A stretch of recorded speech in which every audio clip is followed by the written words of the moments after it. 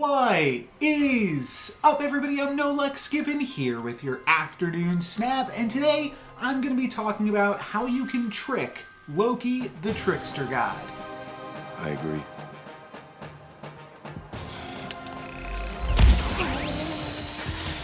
So here we have Loki, the newest Season Pass card, and if you've been playing Marvel Snap these past few days, you might already be tired of Loki ruining your games. Loki's very good, there's no way around that. However, there are some ways around his ability. That's by putting cards in your deck that aren't going to be as good once your opponent gets a hold of them. In this video, we're going to take a look at 12 different cards, and I'm looking at 12 because that's how many cards you can put in a single deck, but there are going to be some honorable mentions here. We'll go over maybe as much as 20 different cards that are pretty good against Loki for a variety of different reasons. The first two cards I'm going to cover both really fit the same category, and that is going to be Thanos, which shuffles Infinity Stones into your deck at the start of the game, and High Evolutionary, which makes your no abilities cards have additional potential unlocked.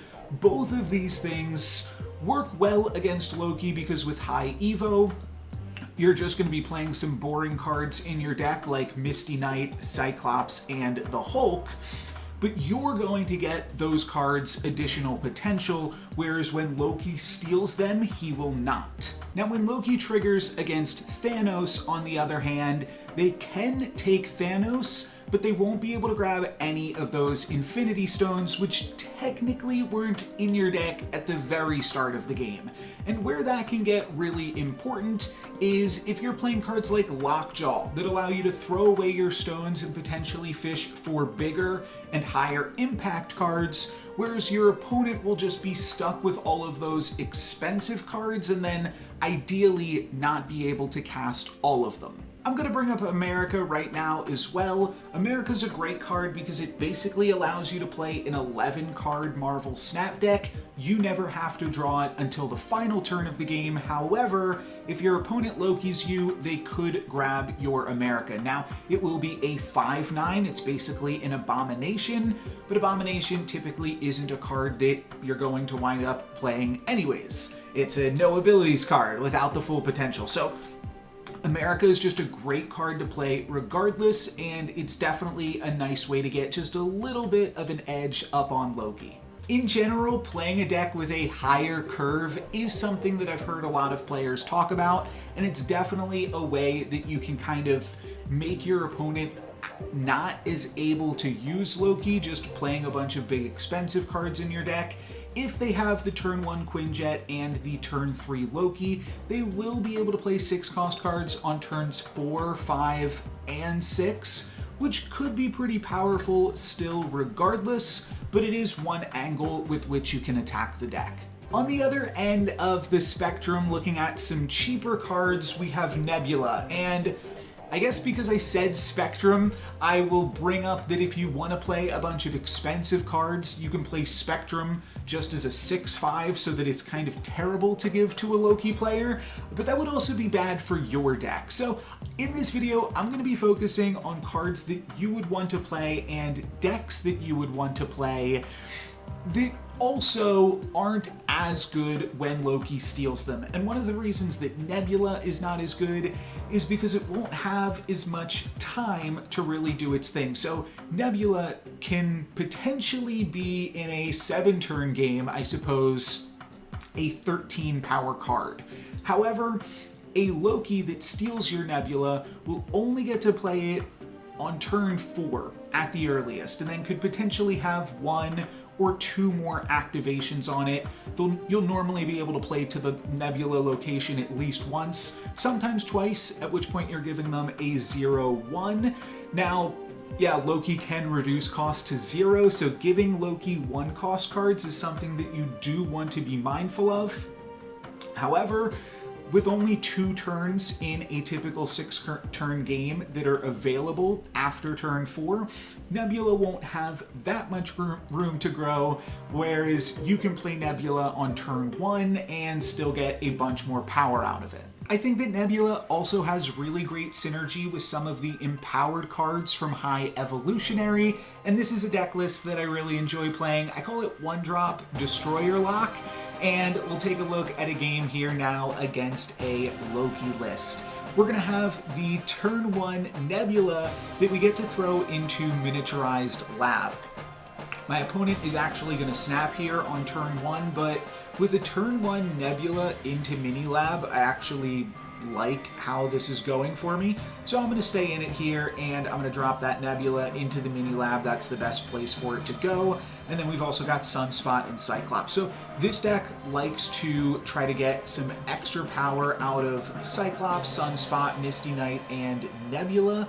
And then you lock down locations with Storm, Legion, and Professor X. And then once you're playing Professor X and Armor, you're also playing Armor because you have 3 different 1-cost cards, so you kind of need to protect those from Killmonger. Destroyer is kind of a natural fit into the deck. I actually started with Destroyer in the deck last season when Spider-Ham would hit Destroyer more often, and it was kind of like just a cheeky way to play into Spider-Ham. I'm sure that card's going to see a little bit less play now, but we'll get to Destroyer in just a second. No spoilers for this game.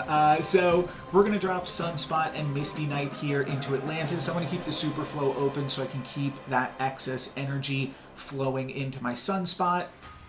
And then we could wind up using Legion later on Atlantis while we just kind of throw everything into Atlantis, and that way we get to throw a big card into the Super Flow on that final turn of the game. That is the plan as I draw the Incredible Hulk here. I'm going to play High Evolutionary, let an energy go to waste, so that way I trigger my Sunspot, my Misty Knight, and my Cyclops, and also increase the power of the Hulk in my hand. So it was a pretty good curve in terms of the order that I drew the cards in this game, and my opponent is not really going to be able to make use of that curve. They're not going to have the empowered cards in Cyclops and Misty Knight and the Hulk regardless, and they also aren't going to be able to make as much use out of Nebula, and I think that this is a great game that just showcases exactly some of the things that I'm talking about here in this video. So this turn, like I said, I'm going to drop Legion into Atlantis. We will still be losing in Atlantis currently, though that doesn't mean that we can't win in Atlantis. My opponent is full up there. They do have the Collector, so they could also continue to add power to Atlantis, but we can continue to add power there with Sunspot and like potentially Misty Knight. Now, awkwardly, my opponent having priority here means that they're going to turn everything into the Super Flow before I can turn everything into Atlantis. I'm not playing Cosmo in this deck list, by the way, but you potentially could. I've been trying to find the ways to fit it, but my opponent has a Cosmo here regardless. And this is kind of an interesting space here now. I get to play the Hulk plus have an additional energy left over, so it will be an 18 power Hulk, and then Sunspot will go up to 19, and if Misty Knight hits anything in the Super Flow, in that third location, in the rightmost location, I will actually tie that location too, and I'm up by 13 in that first Super Flow. So things are actually looking pretty good for me. My opponent's going to make a little bit of a wild play though here, because we gave them some wild cards. We gave them Destroyer, and they thought they might have been losing that rightmost location, which I actually didn't play for. So they battle for the leftmost location, but we're able to take that center spot with our Hulk to grab 4 cubes. So that brings me on to the next topic of good cards to play against Loki, and that is looking for more synergy, looking for more combos that you can add to this deck. And I'm going to talk about a number of different examples, but one card that I definitely have a fondness for is going to be Destroyer, which works well with Armor, Invisible Woman, Cosmo, and Professor X. But if your opponent doesn't draw those specific combinations of cards, then they could be left with a 6 power or 6 energy, 15 power card. I guess it'll be 5 energy, 15 power card that they actually can't play without risking destroying their own board. Now, the more synergy that you play in your deck, the easier it's going to be for your opponent to then draw all of those combo pieces. So, like I said, I wasn't playing Cosmo in the list that I showcased, wasn't playing Invisible Woman either. Playing less synergy cards can sometimes be a good thing. Playing a destroyer that only works if you have a specific setup. Some other cards that could be good with it would be like Wolverine and Bucky Barnes, things that synergize with Destroyer to add more power to your board, but that aren't going to protect their collector and isn't going to protect their other power that they have built up over the rest of the game. So I really like Destroyer, and the other thing that I will bring up right here that is in a similar vein with some kind of smaller combo packages is Ghost Rider.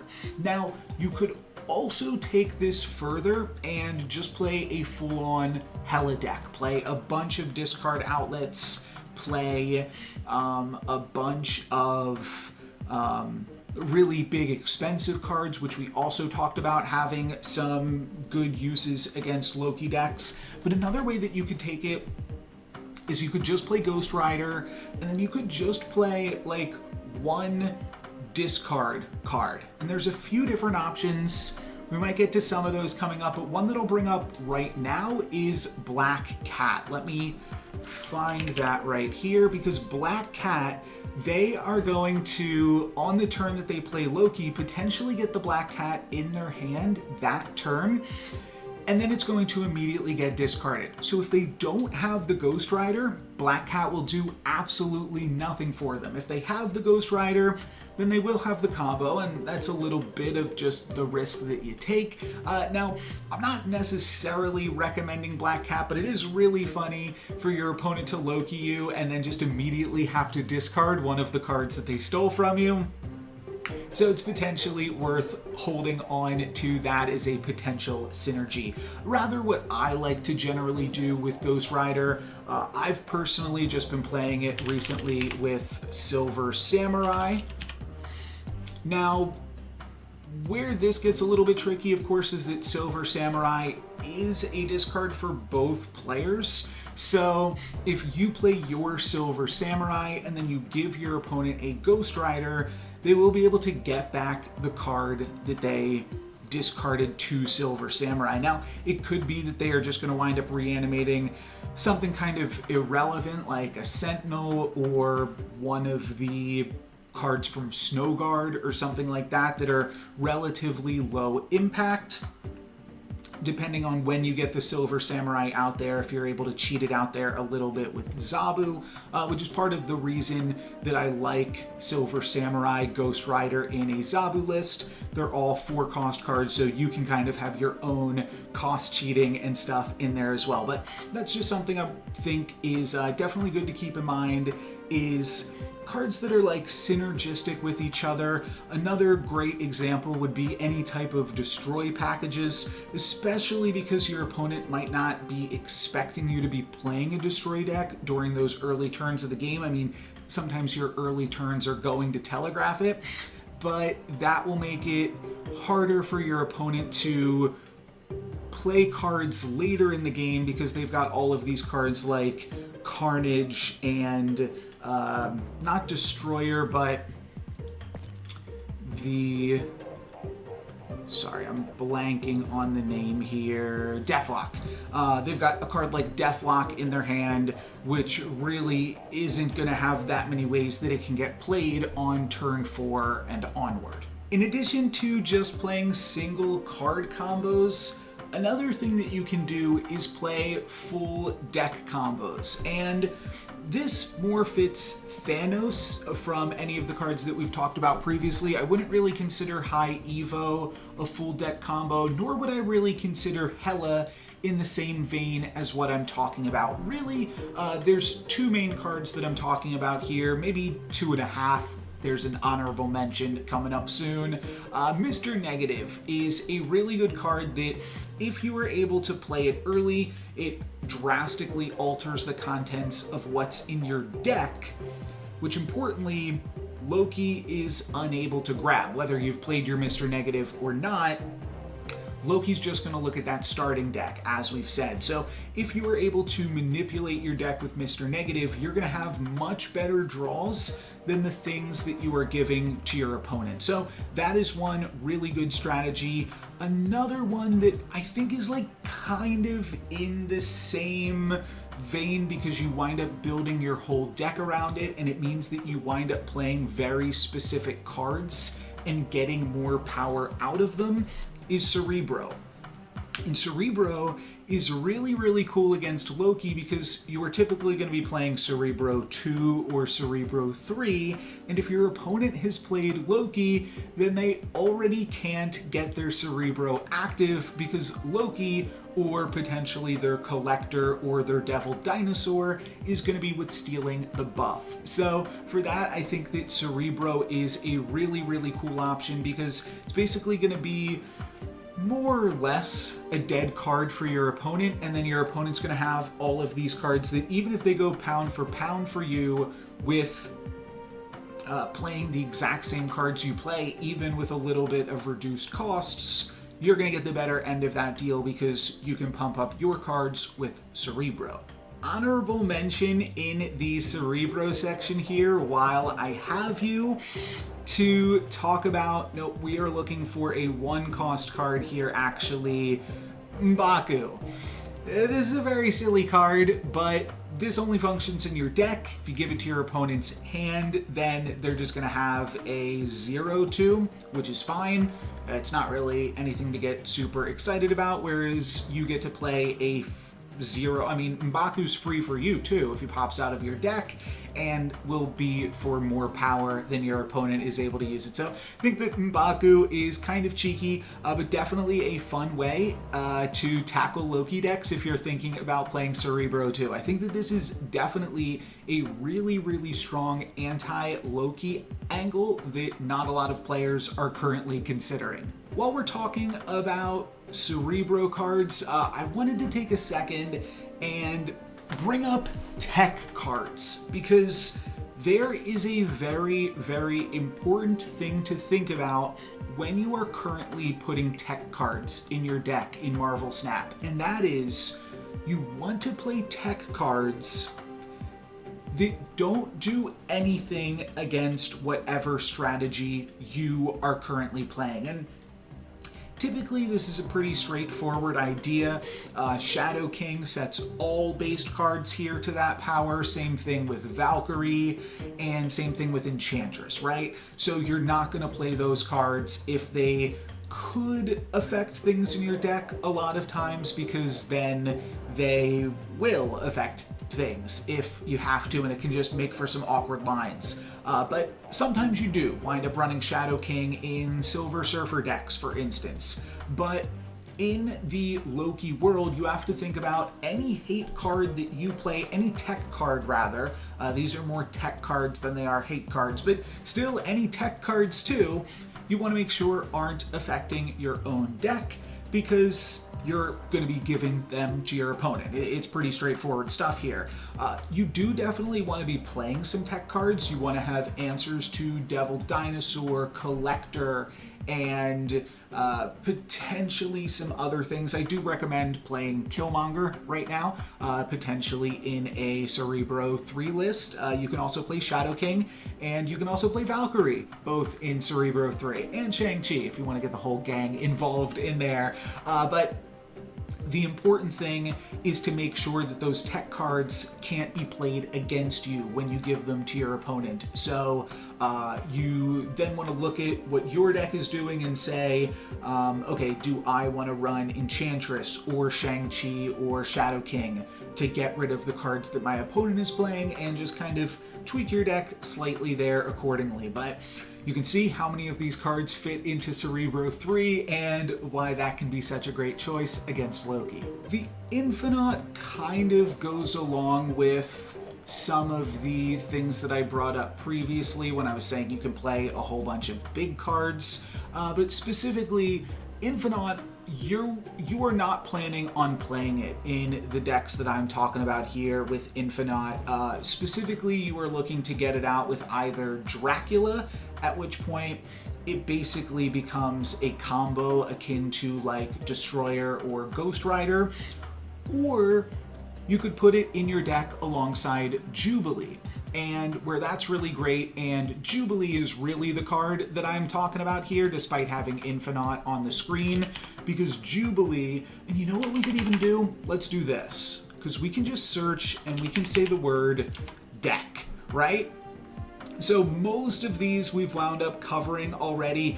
I was debating putting the Thors in this video, but I don't think that they quite make the spot, and Angel is just like a worse Mbaku, which was already just an honorable mention to begin with. But Lockjaw is really good because it interacts with your deck, which is different than how your opponent will be able to interact with it, and Iron Lad could potentially be something that you could consider, though that's going to get like an honorable mention here, whereas like Jubilee I think is actually good.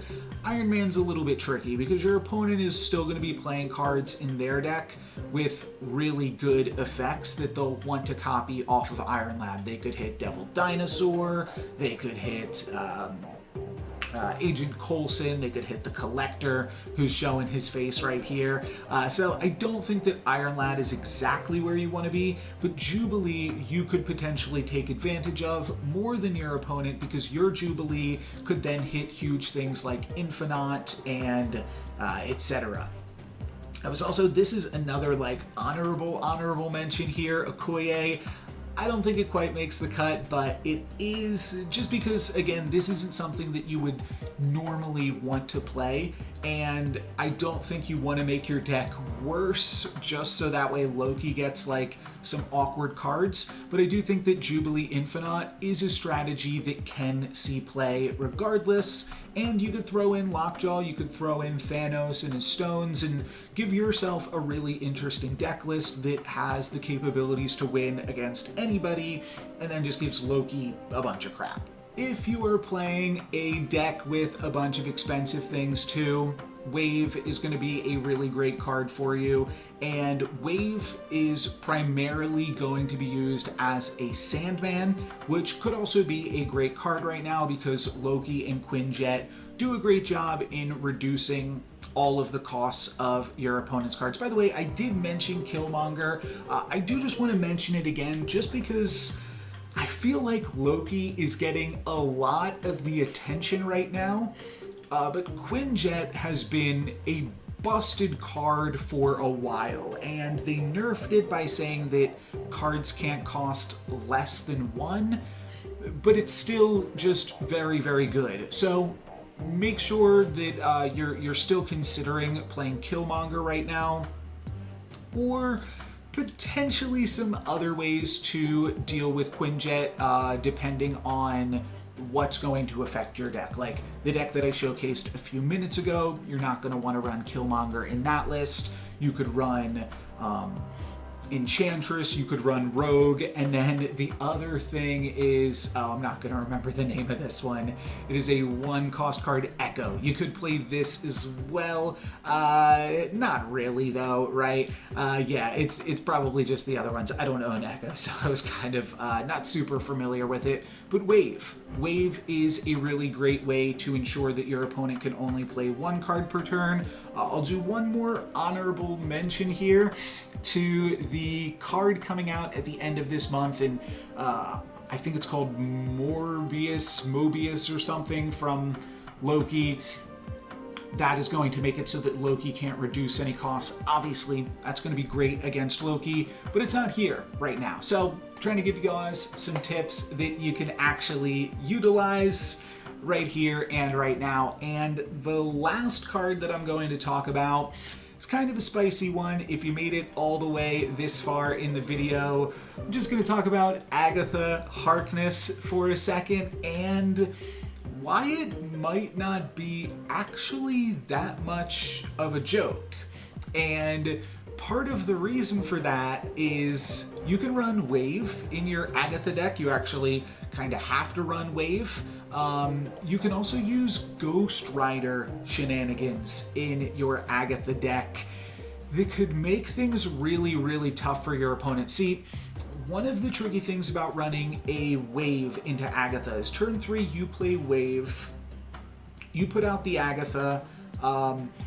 If your opponent steals your Agatha, which is the whole point of playing Agatha in your Loki list, you want to give your opponent an Agatha so that way she takes over the game for them and kind of surprises them, which won't happen every time. It'll only happen like 50% of the time, roughly, depending on how many cards your opponent has in their hand. If they have 6 cards in their hand, then it's 50% that they're going to grab Agatha. So if you wind up giving them Agatha and you wound up waving on your turn, then you're both just going to play Agatha.